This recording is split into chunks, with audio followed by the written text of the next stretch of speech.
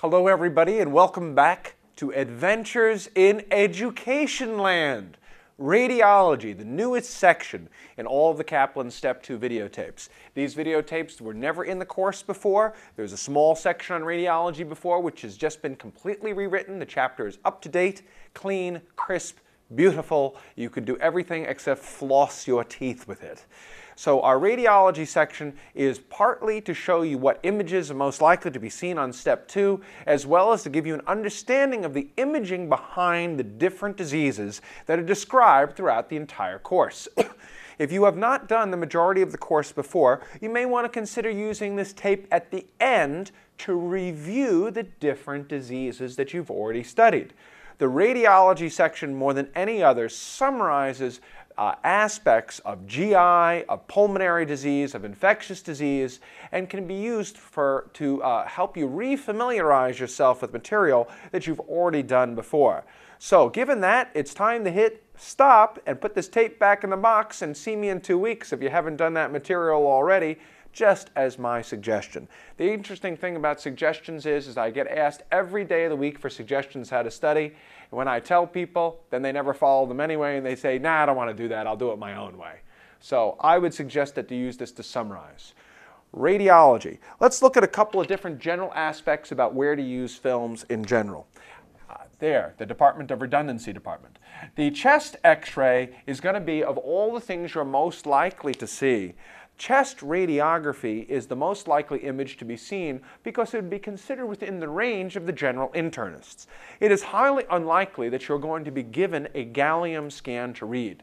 Now, I'm going to show you a gallium scan. I'm going to show you a HIDA scan. I'm going to show you abdominal CT scan images and neuroradiology, and I'm going to show you abdominal CT scanning, not that anybody expects you to be able to read a hepatoma off the abdominal CT, but rather to say, gee, the Crohn's disease that we talked about in GI, what does it look like in the imaging? Gee, a bowel obstruction that you talked about in surgery, what does it look like in the imaging? What did all of these other things look like that we talked about before? Of all the images to see, chest radiography is probably the single most likely thing. Now, the first thing to do in terms of chest radiography is to understand the technical qualities of the film first. First thing is, remember, dense things come out to being white on images. The denser something is, the more X-ray light gets blocked. Therefore, if you have a projector, and you have a projector sending images out, and there is an object here, the image here, the denser the object, the more likely it is to appear white. The lighter the object, the more like air it is, the more likely it is to appear dark. In other words, if there is X-ray energy going through and there is nothing there to block it, the film gets exposed and it appears dark. If there is something that is extremely dense, such as bone, bone blocks all the X-ray light, and the X-ray energy cannot penetrate, and the plate behind will appear white. The denser something is, the closer it is to calcium density, the more likely it is to appear white because the film has been unexposed. If something is modestly dense, such as muscle, such as fats, such as the parenchyma of the lungs, the meat of the lungs, then some X-ray image will get through, some will get through, some will be blocked. And this will appear somewhat in between bone and air. So the darkest thing is going to be air. Air will come out almost essentially black. Bone, which is the densest thing, will come out appearing white because it blocks the X-rays from exposing the plate behind it, and it doesn't turn into the white structure. Okay. Now, the other thing is that something that is a anterior-posterior film, in other words, if the X-ray images are coming in and it is an anterior-posterior film, the heart appears larger because it will cast a greater shadow on the back of the image. So when the X-rays are coming at the heart and it's an anterior to posterior film, the heart appears abnormally enlarged because it's casting a greater shadow. For instance, if my hand is here, close to this board, it casts a relatively small shadow. If I bring it further away, it's casting a larger and larger shadow on the board behind it. Consequently, the PA film, where the X-ray images, where the plate is placed here against the anterior part of the chest, when the plate is placed against the anterior part of the chest and the X-ray images goes from posterior to anterior, the heart appears smaller. The heart should be less than 50% of the total transthoracic diameter. When the X-ray images are going from anterior to posterior, the heart is further away from the plate and the heart appears abnormally large. Now, on a normal film, the body should inhale to about 10 or 11 ribs. Now that means that if you see an inhalation where the diaphragm is only dropping to 8 or 9 ribs, it would be a technically inadequate film, because a good film, the person should inhale so that the diaphragm goes down to at least 10 or 11 ribs being visible.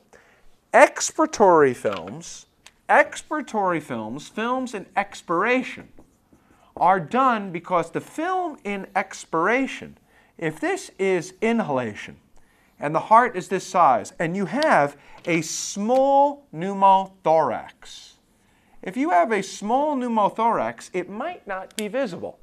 But if the person is in exhalation, expiration, in exhalation, the diaphragm raises. And if the diaphragm raises, it means that the lungs will get smaller, but the air that's in the pneumothorax cannot get smaller. So an exhalation film means that the lungs will get smaller, but since the air doesn't compress, it means as you exhale, the proportion, the percentage of the lung that looks to be air increases. In other words, if you have a pneumothorax, a tiny amount of air in the pleural space on exhalation will appear larger, because in exhalation, the lungs get smaller, but the air in the pleural space as part of a pneumothorax, the air in that pleural space will stay the same volume. But since in exhalation, the total volume of the chest is smaller, the percentage that is the pneumothorax will appear larger. Lateral chest X-rays are done when trying to see when you have a mass on a lateral film. Can help you know that if you see a mass in the center of the chest, is the mass here in the anterior? Is the mass here in the posterior? So lateral films can be used that if you see a lesion in the chest on an anterior film and the lesion is here, you can't tell whether that lesion is here in the front of the chest or in the back of the chest. The lateral film is done to determine where in the anterior-posterior cycle, where is that actual lesion. The other thing that lateral films are useful for is lateral films have a greater sensitivity in detecting small pleural effusions. In other words, a pleural effusion that might not be visible on the AP film, a small pleural effusion not visible on this AP film might be visible on the lateral chest X-ray. So lateral chest X-rays are done to say lesions in the chest that you can't tell whether they're in the front of the chest or the back. The lateral film can tell you whether those lesions are in the front or in the back. Lateral films can be done to assess small pleural effusions that might not be visible on the AP film. The AP film needs 200 to 300 milliliters of fluid for the effusion to even begin to be seen. 200 to 300 milliliters for it to even begin to be seen. Whereas in the lateral film, you might see an effusion with as little as 50 to 75 milliliters of fluid might be visible on the lateral film. Now, decubitus films. Decubitus films are done to assess pleural effusions. Decubitus films means I'm lying on my side, and this fluid that's in there, is it moving? When I'm going from side to side, is the fluid moving? So decubitus films have one use and one use only. Decubitus films have a use to assess effusions. If it moves, it's liquid. If it doesn't move, it's probably not liquid. So you know for sure that if it moves, it's liquid. Now certain effusions are loculated up and encapsulated and can't move, but if it moves on change in position, it means it's most likely liquid. Now, all of the things that I'm describing here, we are going to see images of later on. But the first is to say, what are the films used for? I order a posterior-anterior film. The posterior-anterior chest film is the standard of care. I do the anterior-posterior film when somebody can't stand up, when it's an emergency, when somebody can't stand up, when they're in the intensive care unit, when somebody can't stand up, when they have a tube or a central line in place. The PA, posterior-anterior, is the standard of care. The anterior-posterior, emergency, can't stand up. I can't stand up because in the posterior-anterior film, the camera coming at me now would be like the X-ray projector. The board would be the plate. The patient stands and puts the chest against the the plate, the X-ray plate, and the images come like that camera, projecting radiographic imaging at me, going through my back and into the plate. Now, that's the standard of care. But you see, you have to be relatively fit to be able to stand up and do this and do this. Now, if someone is too sick to stand up, we do an anterior-posterior film. The term posterior-anterior or anterior-posterior refers to the direction in which the X-ray energy is going. If the X-ray energy is going from my back to my front, it's a PA. If it's going from my front to my back, it's an AP film. I use decubitus films when I'm looking for effusions.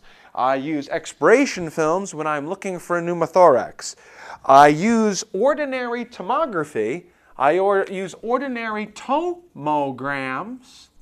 not computerized tomography, but ordinary tomograms when I think it's 1978. I'm getting out my original Bee Gees and Donna Summer records, finding my 8-track player, and experimenting with polyester clothes for the first time, and I'm in the Department of Medical Archaeology at the Smithsonian Institute. Tomograms that are ordinary tomograms are no longer used because they have been replaced with the computerized tomography. Lordotic films, leaning back, lordosis, leaning back. Oh, always get a good shot of this. Leaning back, lordotic films, to get the ribs out of the way so I can see the apices. These films used to be done to assess apical tuberculosis. Lordotic films are done because if I wanted to get a good look here, I had to get my collarbone, I guess in medical school we call that a clavicle, I had to get my clavicles out of the way and my ribs out of the way so I can see the apices. When you see lordotic films will always be the choice that is wrong. If you need to look at the apices, lordotic films are now We're gathered here at Arlington National Cemetery to lay to rest lordotic films. They were good for about 100 years between 1885 and maybe 1980, and now they're dead, and they're always the wrong answer. Lordotic films have been replaced with the concept of doing computerized tomography and the CT scan. Now, abdominal X-rays are useful mainly only for one thing: obstruction. Obstruction of the bowel. Do not get abdominal films if you're looking at stones. Abdominal films have a very poor sensitivity for stones. In stones, in the gallstones, only have visibility of 10 to 20% at most, because these are the percentage that calcify. And even in terms of kidney stones, you'll still miss 10 or 15%. The only time to get abdominal or kidney ureter bladder films in terms of evaluating for kidney stones is if a patient is in the emergency department and neither sonography nor computerized tomography is available to be able to do for the patient. So abdominal films looking for stones are almost never the right answer. The one exception would be looking for kidney stones in an urgent situation. Now, we are going to start by looking at our images and go in and describe each one as we go along. So, I'm Conrad Fisher, by the way. I'm the Associate Chief of Medicine at SUNY Downstate in Brooklyn, and this is your education.